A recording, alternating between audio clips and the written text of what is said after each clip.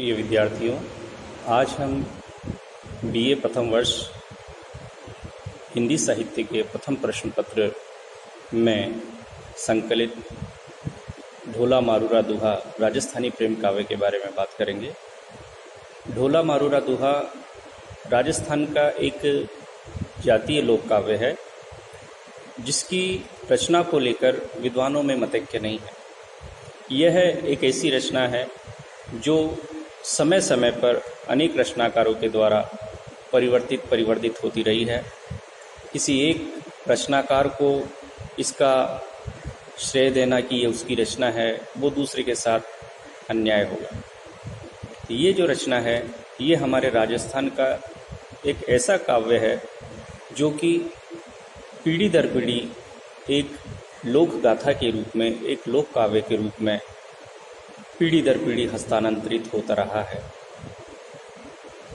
ढोला मारूरा दुहा की रचना को लेकर विद्वानों में कवि कल्लोल, जैन कवि कुशललाभ सहित अनेक रचनाकारों के नाम आते हैं।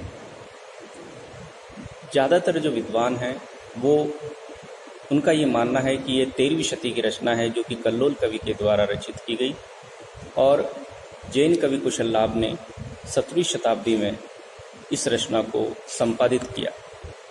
ढोला मारूरा दुहा एक प्रेम काव्य है जिसमें एक विरहिणी नायिका और उसके विरह का प्रकृति के साथ तादात्म्य स्थापित करके 12 मासा शैली में ये रचना लिखी गई है, जिसमें ऋतु परिवर्तन के साथ साथ विरहिणी नायिका के हृदय में जो भावनाओं का परिवर्तन होता है उसको प्रकट किया गया है। तो ढोला मारूरा दुहा में श्रृंगार रस प्रधान है।